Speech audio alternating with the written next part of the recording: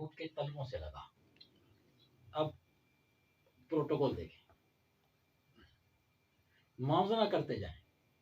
پہلے ماں کا ہم نے بتایا، اب شب معراج ہے اور رسول اللہ کو لے کے جانا ہے، اور جبریل سے کہا جا رہا ہے کہ اپنے ہونٹوں کو میرے محبوب کے تلووں سے ٹچ کر. محبوب جب تیرے ہونٹ میرے محبوب میں ٹچ ہوں گے پھر محبوب بیدار ہوں گے. اب ہونٹ ٹچ کرنے کے لیے جبریل کو کتنا جھکنا پڑا ہوگا.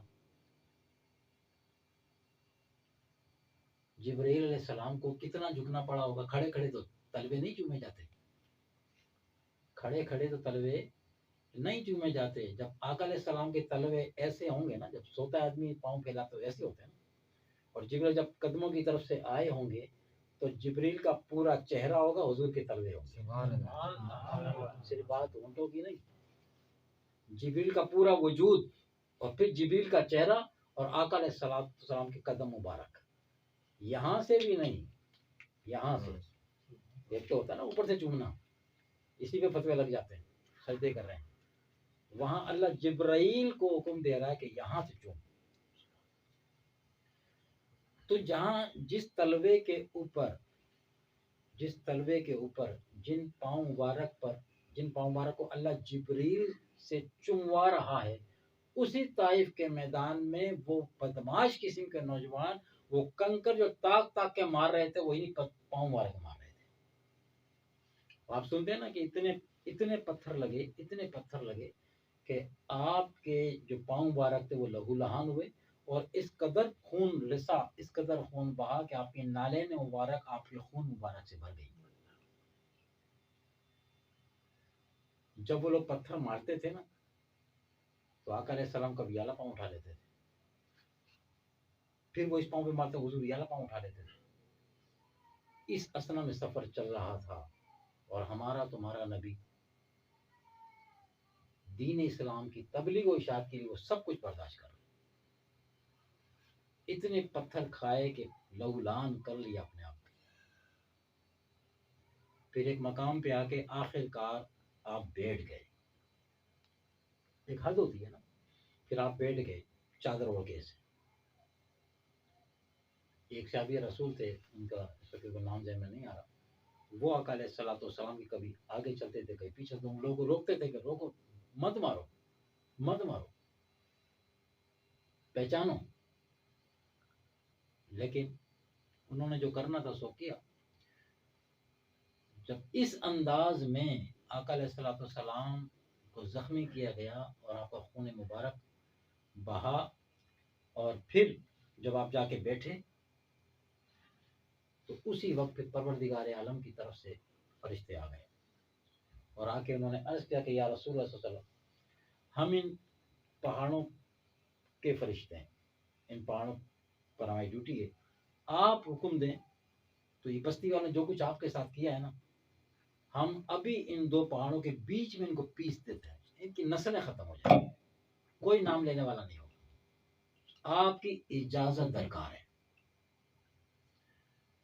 اب ہمیں اگر کوئی ایسا پاور مل جائے نا، ہمیں کوئی جن آ جائے نا، کیا حکم ہے میرے آقا، فلاں نے آپ کے ساتھ کی ہے زیادتی، بس بولے، بس پھر آپ چھوٹے، پھر ہم نے تو بولنا پہ جو بن سکتا ہے کر جا کے، جو کر سکتا ہے کر جا کے. انہوں نے بڑا ستایا. پاور انسان کو ملتا نا، انسانی کمزوری ہے، پاور انسانی کمزوری ہے، کسی بھی طریقے سے مل جائے. کسی کو کرسی مل جاتی پھر دیکھو اس کا کیا حال ہوتا ہے، کوئی سیٹ مل جائے پھر دیکھو اس کا کیا حال ہوتا ہے. دونوں طرح معاملات ہیں، چاہے دنیا کے معاملات میں منصب مل جائے یا دین کے معاملے میں منصب مل جائے نا، پھر سنبھالنا مشکل ہوتا ہے. تو جو سنبھال جاتا ہے وہ نکل جاتا ہے، جو نہیں سنبھال پاتا پھر وہ نیچے گر جاتا ہے. تو دنیاوی اور دینی دونوں منصب بڑے خطرناک ہوتے ہیں، بڑے خطرناک ہوتے ہیں، انسان کو اپنا آپ یاد ہی نہیں رہتا.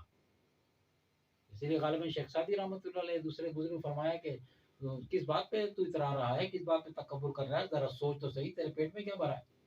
اگر تو نے باہر سے کلف لگا ہوا کاٹن پہن بھی لیا ہے اور تو نے بڑا مہنگا جوتا بھی پہن لیا ہے، بڑی نفیس تو نے خوشبو بھی استعمال کری ہے، اور اپنے اندر تو جھانک، اپنے سے دوسروں کو اپنے سے کمتر سمجھنے والے، تو بڑا اچھا تو نے کپڑا پہن لیا ہے، تو نے بڑا مہنگا ترین کپڑا پہنا ہے، تو بڑا لوگوں سے تیرا اسٹیٹس اوپر ہو گیا ہے، لیکن ذرا ایک نظر اپنے اندر تو جھانک، تیرے پیٹ میں کیا بھرا ہے؟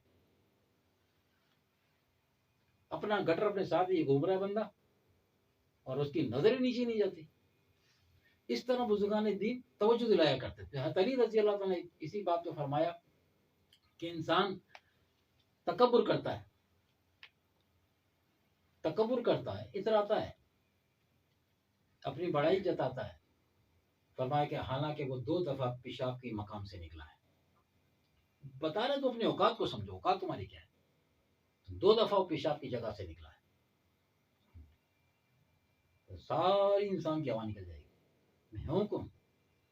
حیثیت کیا ہے؟ کس چیز سے تو پیدا کیا گیا؟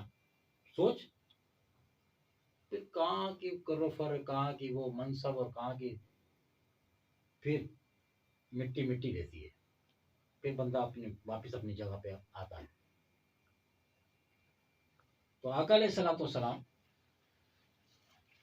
جب انہوں نے فرشتوں نے آ کے عرض کیا نا، تو بس آپ کی اجازت درکار ہے، تو حضور علیہ الصلوۃ والسلام تو پہلے ہی جانتے تھے کہ اللہ نے مجھے اختیار دیا ہوا ہے۔ تو فرشتے جب آئے تو آقا علیہ الصلوۃ والسلام نے ان فرشتوں سے یہ نہیں کہا کہ ہاں بھائی ٹھیک ہے تمہیں اجازت ہے، انہوں نے بڑا مجھے ستایا اور تم ان کو نیست و نابود کر دو، نہیں۔ آپ نے فرمایا ان کی بددعا، ان کے کہنے بددعا کرنے کے بجائے آقا علیہ الصلوۃ والسلام نے اپنے دستے رحمت اٹھائے، اور طائف والوں کے لیے آپ نے بددعا کے بجائے دعا فرمائی۔ دعا کے بدلے دعا یہ تو دیکھی ہے، لیکن بددعا کے بدلے دعا، گالی کے بدلے دعا، تکلیف دینے والے کو دعائیں، یہ آقا علیہ السلام کا منصب ہے۔ تو آپ علیہ السلام سے فرمایا، اللہ تبارک تعالیٰ کی بارگاہ میں اس کی مولا میری قوم، یہ میری قوم مجھے جانتی نہیں ہے، ان کی جو ایذا رسانی تھی وہ آقا علیہ السلام نے اپنے اوپر لے لی، یہ مجھے جانتی نہیں، اور ان کے لیے آپ نے دعائے رحمت فرمائی، ان طائف والوں کے لیے۔ آپ کی اس دعائے رحمت کی وجہ سے ان طائف والوں کو اللہ نے ہدایت دی، آگے چل کے اللہ نے ان کی نسلوں کو اسلام سے نوازا۔ تو یہ یہاں سے آپ جب اس طرح دل گرفتہ ہو کہ میں تو ان کو حق کی طرف بلا رہا ہوں اور میرے ساتھ جو کچھ کر رہے ہیں، تو آپ بڑے دل گرفتہ ہوئے۔ دل گرفتہ سے مراد بہت افسردہ ہوا، مایوس نہیں۔ افسردہ ہونا اور مایوس ہونے میں بڑا فرق ہے۔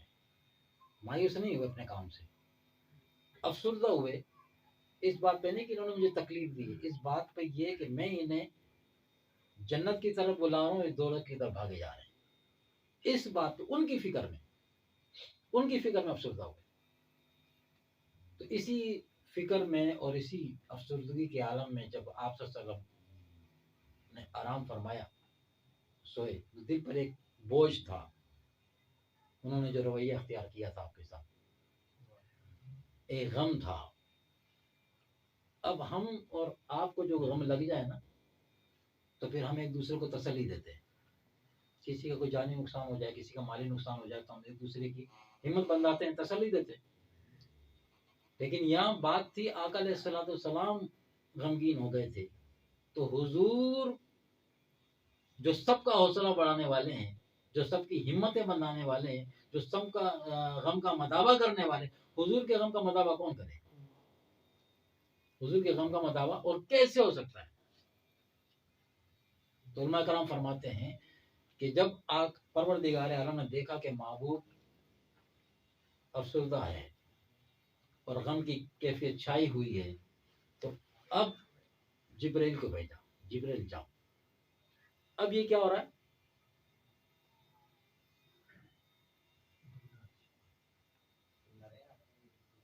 حضور علیہ الصلوۃ والسلام کے غم کو غلط کرنے کے لیے اور آپ کو خوش کرنے کے لیے انتظامات کیے جا رہے ہیں۔